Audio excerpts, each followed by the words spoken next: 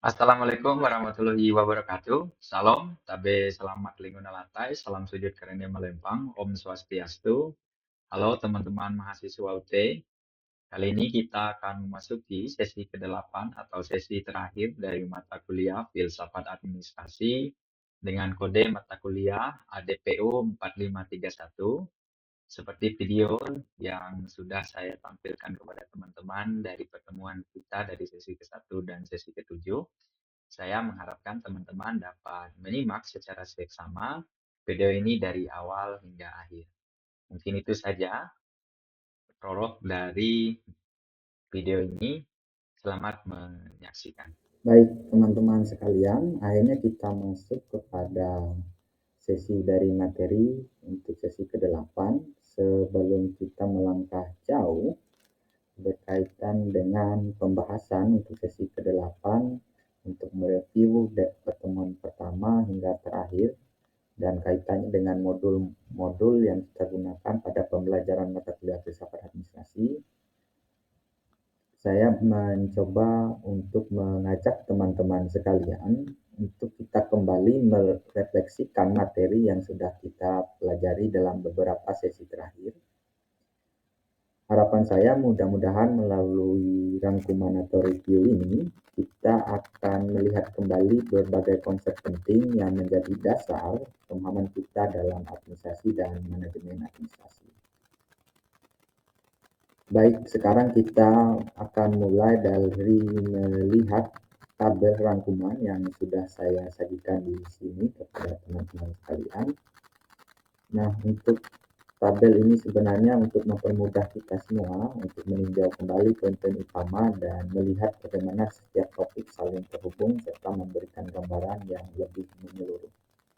Nah, untuk sesi pertama kita mulai dengan pembahasan waktu itu. Dan teman-teman saya rasa masih mengingat kita mulai pembahasan mengenai tentang pengertian filsafat dan pembagiannya. Di sini kita belajar bagaimana filsafat memberikan dasar pemikiran yang mendalam yang membantu kita memahami aktivitas organisasi dan administrasi. Filsafat administrasi juga bukan hanya teori, tetapi juga landasan berpikir dalam pengambilan keputusan dalam sebuah organisasi. Adapun pembagian filsafat memberikan kita pemahaman baik filsafat umum maupun khusus yang membentuk cara kita memandang administrasi dalam berbagai konteks. Lanjut ke sesi kedua untuk pertemuan kita, yaitu kita ada membahas pengertian administrasi dan unsur-unsur administrasi yang terdiri dari unsur utama dan pelengkap. Untuk unsur utama, teman-teman masih ingat meliputi beberapa bagian. Pertama ada perencanaan, pengorganisasian, pelaksanaan hingga pengawasan. Nah, keempat fungsi ini merupakan inti dari setiap kegiatan atau aktivitas administrasi. Sementara itu, untuk unsur pelengkap melibatkan faktor-faktor pendukung seperti sumber daya, informasi, dan teknologi yang tujuannya untuk mendukung kelancaran dari pelaksanaan administrasi itu sendiri. Kemudian untuk sesi ketiga, di sesi ketiga kita mencoba menyelami hubungan antara filsafat administrasi, manajemen administrasi, dan administrasi niaga baru. Filsafat administrasi memberikan nilai dasar, sementara manajemen administrasi lebih mengarah pada praktik operasional. Sementara itu, administrasi niaga baru mengadopsi prinsip-prinsip modern untuk menghadapi tantangan dunia bisnis yang semakin dinamis dan kompleks. Kemudian pada sesi keempat kita mendalami perbedaan sebenarnya antara filsafat administrasi, ilmu administrasi, dan manajemen administrasi.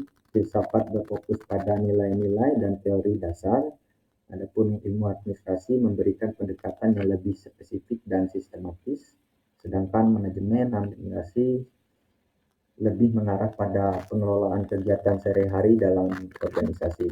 Pembedaan ini sangat penting untuk membangun dasar pemikiran yang tepat bagi kita untuk mengelola organisasi agar menjadi lebih efektif dan efisien. Di sesi kelima, kita membahas manajemen administrasi dan perkembangan ilmu administrasi.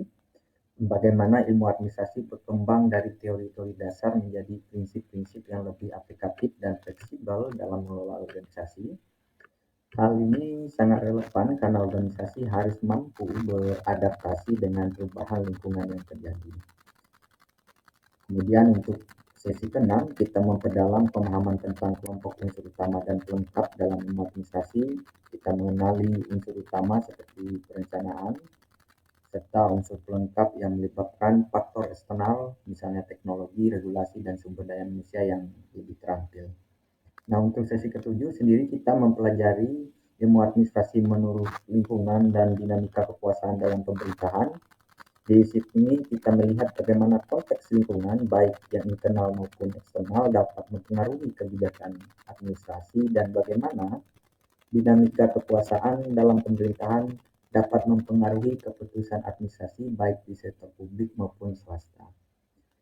Nah, teman-teman sekalian, kesimpulan atau benang merah yang dapat kita tarik sebenarnya dari sesi ke-1 hingga sesi ke-7 yang berdasarkan juga dari modul, yaitu adalah kita sebenarnya sudah mempelajari berbagai konsep dasar dari filsafat administrasi, dan manajemen administrasi, bahwa setiap materi yang kita bahas saling melengkapi dan memberi kita perspektif yang lebih luas tentang cara mengelola organisasi, yang mana tujuannya yang sering kita bicarakan yaitu dua hal saja, yaitu efektif dan efisien. Baik teman-teman sekalian, akhirnya kita masuk kepada sesi terakhir dari video ini. Saya selaku dosen pengampu untuk mata kuliah Filsafat Administrasi mengucapkan permohonan maaf yang sebesar-besarnya jikalau ada perkataan baik itu sengaja maupun tidak sengaja dalam mengampu mata kuliah Filsafat Administrasi ini dengan kode mata kuliah ADPU 4531. Sekaligus juga saya di sini mengucapkan selamat Hari Natal untuk teman-teman Nasrani dan juga mengucapkan selamat menyongsong Tahun Baru 2025. Semoga dengan tahun yang baru membuat kita makin semangat, membuat kita makin sukses dan apa yang kita kehendaki dapat tercapai.